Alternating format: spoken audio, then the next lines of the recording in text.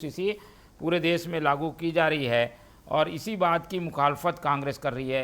क्या लग रहा है इसका क्या असर होगा? यूसीसी के कुछ फ़ायदे हैं पर इसका एक बड़ा वाइड जो संदेश है वो देने में बीजेपी कामयाब हो रही है क्या? इसका विरोध कैसे करेंगे गौलानी जी?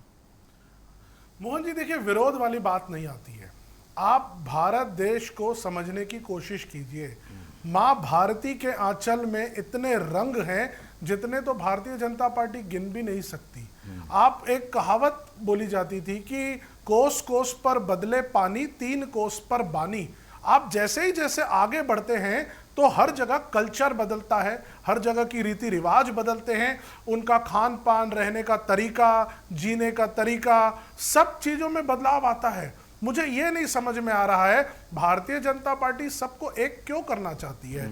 अगर हमारे देश में, अगर अभी मैं प्रदेश की बात कर लेता हूं, हमारे प्रदेश में 90% के आसपास की जनसंख्या SC ST OBC की है। 10% से 15% के आसपास जनरल होंगे। अभी एग्जैक्ट जनगणना होगी तो आज का आंकड़ा निकलेगा। लेकिन अगर आप बस्तर से लेकर के रायपुर और रायपुर से बिलासपुर होते हुए अंबिकापुर चलते हैं तो हर जगह आपको कहीं ना कहीं रीति रिवाजों में, उनके खान पान में, उनके प्रॉपर्टी को डिस्ट्रीब्यूशन के तरीके में हर जगह आपको भिन्नताएं मिलेंगी। और सबसे अच्छी चीज मोहन जी, कहीं कोई झगड़े नहीं है, कोई ऐसी तकलीफ हमारे प्रदेश में नहीं चल रही है जहां ऐसी बात हो जाए कि आज जहां एक तरफ सारे छात्र आंदोलन कर रहे हैं कि एजुकेशन सिस्टम में बदलाव आना चाहिए, जहां सारे छात्र आंदोलन कर रहे हैं कि देश के एजुकेशन मिनिस्टर को रिजाइन करना चाहिए, वहां पर उन सब मुद्दों से बाहर निकल करके भारतीय जनता पार्टी यूसीसी की बात करे। यह क्लियर कट बात है, भटकाने का तरीका है।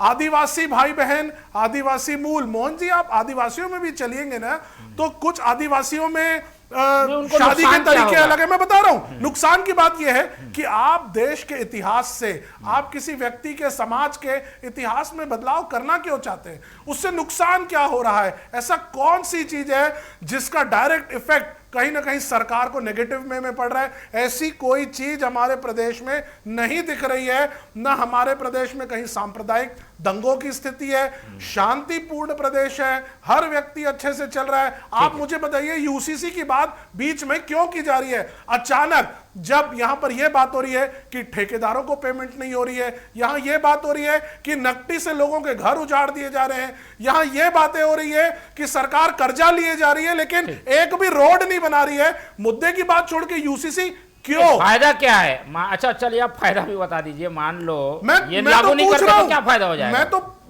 मैं तो वर्तमान सरकार से पूछना चाहता हूं, छत्तीसगढ़ सरकार से, कि आप फायदा तो बताएं। अभी क्या जरूरत पड़ गई, ऐसे क्या स्थिति बन गई? भाई आप लोग कह रहे हो कि यूसीसी आर्टिकल में लिखा हुआ है, आर्टिकल में तो इमरजेंसी की भी बातें थी, क्यों विरोध करते थे? बात ये हो रही है कि आप ये बताइए कि अभी इसको लागू क्यों किया जाना चाहिए? क्या ऐसी स्थिति बन गई है जहां मूलभूत और जरूरी चीजों को छोड़ के आप क्यों हिला रहे हो? ठीक है, नहीं गौलानी जी, अगर सबके लिए समान कानून होगा तो इसमें गलत भी क्या है? ये मोहन जी आप ये बताइए, जो अभी कानून चल रहा है उसमें किसी को तकलीफ है क्या?